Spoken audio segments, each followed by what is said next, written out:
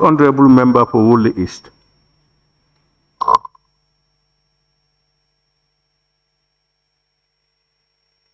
Thank you very much, Honorable Speaker. Honorable Speaker, I have one area of concern, that is the delay in collecting dues, etc., regarding the non-tax. Last year, I could remember we had the same problem. So it appears it is a recurring issue. What are the challenges and how do you intend to overcome this? My other issue also relating to non-tax is, why is it down? Is it that the asset recycling agreement has not come into effect? Have they not paid what they should pay? Because I think if that is done, the revenue would have gone up. Thank you.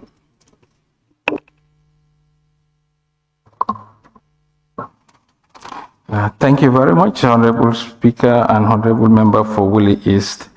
Your observation is noted in the sense that if you look at the non-tax revenue, asset recycling was the largest part. And this is expected to come in the last quarter of the year. So it's not envisaged in the first quarter. But even for the normal non-tax collection, non-tax revenue collection, this is an issue we are looking at as a ministry, because they are normally transaction driven. It's a function of, like, if you are paying your license, you don't pay your license linearly. It depends on when your license is due on different people. And if you look at other non-tax collection, non-tax revenue collection, it has not yet benefited from the digitalization that the customs and the tax collection has benefited from. So we are improving by, even in certain instances, bringing banks to start collection. So it's a work in progress, and we take note of that, and necessary action will be taken. Thank you. Thank you. I now invite the Honorable Member for Banjul South. Thank you very much. And Mr. Speaker, this oral statement should be on the implementation and monitoring, like you rightly mentioned. And like the Honorable Member for Lower Salum said, I'm not going to repeat it, but I would urge and appeal to the Minister if he can send the breakdown of the individual ministries' expenditure so that we can monitor as per our committees to make sure that what they were allocated and approved has been given, is being given accordingly. Because time after time, every bilateral, we are told that they underperform within their ministries because the allocations are not given and timely as well. I would also want the ministry, because according to the standing orders, the minister should come at least once every session. And I recall that the 2024 budget, we have not, even though that is passed, but we also need to monitor every government expenditure whenever and wherever. So we are appealing that he comes at least every session. We had an extraordinary session and he did not give us, and it does not say, it says every session. And an extraordinary session is a session. And we are in the second quarter. We are being given the report for the fourth quarter. So we would have also appreciated if the minister had given us a combined report to give us a report for the second quarter as well, because we are in June. So you could have also tried to give us, so that at least we can appreciate your not giving us timely reports. Honorable Speaker, I am also very concerned about the fact that the total revenue for tax revenue has gone up. The implication is not good for our citizens. It means that the citizens are paying more in taxes. Standards of living is also very expensive. And the fact that the non-tax revenue has underperformed is also not good, because it means that there is lack of foresight. There is lack of initiative within this government to make sure that there is alternative. So the only means of revenue is to milk the citizens of this country, which I think we should try to get an alternative so that we can suit our people to have a better standard of living. Mr. Speaker, Also, this is a summary. The order as per the provision does not say a summary. It says a statement on implementation and monitoring. So it should be the entire implementation and the entire monitoring process. It shouldn't just be a summary. And like the member for Lower Salum mentioned, for a whole government, we are in the 6th month of the year. To come and give us a report in 7 pages is a lot. I mean, it is concerning. I think we expect a thorough statement next time. I am appealing to the Honorable Minister when he comes to give us a thorough, because some of us are, I mean, we are not financially learned. So we need explanation in everything. You gave us tables. Table 1, consolidated revenue and expenditure table. You said Q1 actuals, Q2 budgeted. Fine, which is excellent, it's good. But we also need a breakdown, like he said. If you say actuals, each minister is allocated a budget. We need to know, for example, the Minister of Gender, I know they are struggling.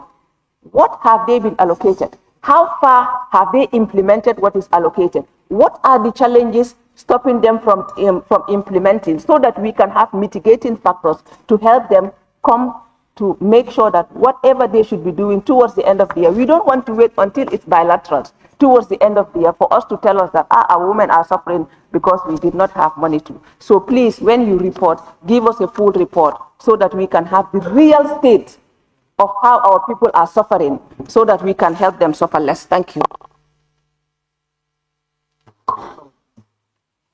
Yeah, thank you, Honorable Member for Banjul South. Honorable members, it's not a time for debate. I've tried to caution members. This is a time of questioning the Honorable Minister on his presentation, just as the Honorable Member for Woolly is there. All other issues that relate to the scope and all these things, this is Parliament. You are an oversight institution where the executive are accountable to you. You can put in your form mechanisms and all these things to make sure that whatever concerns you have are cleared up. And 2, we cannot also have, in an extraordinary session, presentations from ministries. But this one, you should understand it. We should understand it that extraordinary sessions are limited to the issue or the topic in concern, why you called it. So we note those things down, and please, not time for debate. Let's ask the Honorable Minister on his presentation. He's obliged to answer your questions. I now invite the Honorable Member for Nyamina Dankungu. Sorry. Very much, Honorable Speaker and Honorable Member for Banjul South. Yes, in terms, what our understanding of the standing orders request was an oral intervention. In such type of financial presentation, it's not a financial statement presentation. This is very typical even in the corporate world where you do quarterly briefing. And in such, the presentation format here is the norm. You don't blow it out to pages. So it's not a management accounts. It's not a quarterly accounts. We are presenting is oral presentation of the implementation of the budget, where you bring out the highlights of the budget implementation and execution. That's our understanding. And in terms of the quarterly, normally quarterly presentations are done in arrears. June is not yet due, ended, so normally you present the June quarter in the months of July, August. We take note of that, and we will endeavor, as the Honorable Speaker mentioned, during ordinary sessions of the Assembly, to come and brief the August Assembly on the implementation of the budget, if possible. In terms of the tax collection as being taxing the Gambian citizen more, I think that's quite the opposite of what has actually happened. If you look at the income tax bracket this year, we've moved the tax bracket, the base starting from 24,000. Before, if your earnings are up to 24,000, then tax kicks in. We've moved that to 36,000. So that is, we have given every Gambian citizen or employee 12,000 additional tax-free income. So it doesn't represent that we are taxing people, no. If you assume a basic tax rate of 25%, it means tactically the government has given back to every employee in this system 3,000 tax-free income implicitly. That's what the shifting of the tax bracket implies. And how do you assess the tax burden on the citizens of any given country? It's a very simple ratio. It's called tax revenue to GDP. What is your share of the GDP that the tax revenue comprises? The sub-Saharan African average tax to revenue GDP ratio is 16%. For the information of the August Assembly, we are 10 to 11%. So we are below the sub-Saharan African average in terms of tax burden. This is not my statement. These are statements that are easily verifiable. This is how, and in terms of the actual allocation to each ministry, we've explained that in answer to the lower salary member. So thank you. Thank you very much, Honorable Minister. I now call upon the Honorable Member for Nyamina Dankungu. Thank you, Honorable Speaker. Honorable Minister, on your statement, page 2, that is on the actual personal emolument, you told us that it's 2.3 billion. It was more than its first quarter budget, which was 2.18 billion by 7%, an increase of 7%. But my problem here, Honorable Minister, is when you said this could be attributed to a high wage bill than expected. The language here, you are dealing with, here we need something that is not speculation. We need something that is concrete. But this could be attributed to a high wage bill than expected is my problem. The language there is my problem. I don't know. I need an explanation to that, because what we need is concrete. Yeah, maybe. He can come to that one. Yes. Then the other issue is at page 4. Top revenue performance. Top revenue performance. Honorable Speaker, Honorable Minister, 1, bullet point 1, you told us tax on profit and capital gain tax. Actual tax on profit and capital gain was 1.502 billion in quarter 1, grew by 39% compared to first quarter of 2024, the same figures. The same figures. I think there must be an error. Then you go to bullet, how to call the same on the same column on bullet point 2. Actual tax on international trade and transport, you indicate was 1.714 billion, recorded a performance of 52% over first quarter of 2024, which was 5 billion. Here again, 5.874 billion. So look at that comparison also. That one also, I think you need to look at it correctly and help us. On the issue of subsidies, Honorable Speaker, Honorable Minister, what was budgeted in 2025 on subsidies was 691 million. And what you spend is 808 million. There is a variance of 100 and something million. I would actually want to know how you raise that variance, because what was actually budgeted in this August Assembly was 691 million, and you have spent 808 million. Thank you. Okay, all right, thank you.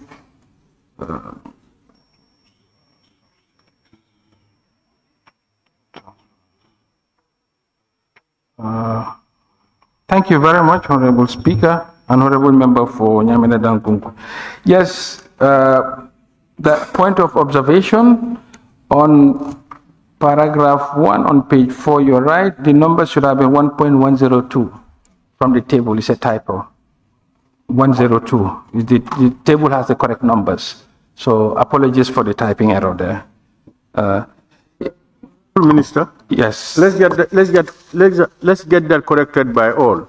Which page? Page 4. Huh? 4. If you look at the table, 1.5, it should be 1.102. On the where are you on page 4? On page 4, the first bullet. The first, is it? Taxes on profits and capital gains. Pardon? Taxes on capital gains, number 1. If you go to the table, it's 1.56 versus 1.102 instead of the repetition of the same number. Number 1, you have taxes on profit and capital gains. Yes. And the figures there is 1.502. Yes. And if you look at the comparable for 2024, it was repeated again. 1.502. Yes, it should have been 1.102, which is in the correct table. If you look at the table has the correct. So the comparable year 2024 should be 1 point what? It's 1.5 up there. The previous year should be 1 point what? It's 1 point. Yes. No, wait a minute. Now what I'm saying is, they are the same figures.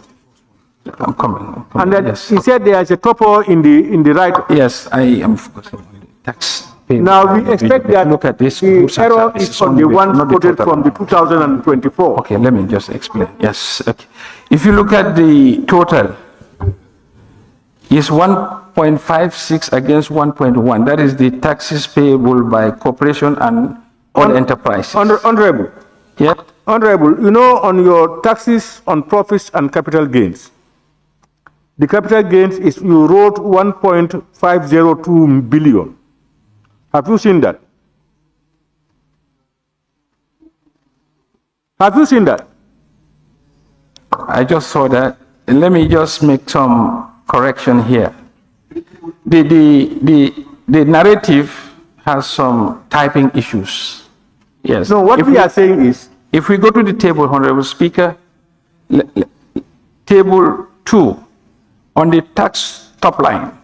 Table 2? Yes, on the consolidated table. So before you go to table 2, Honorable. On the same page. No. It's on the same page.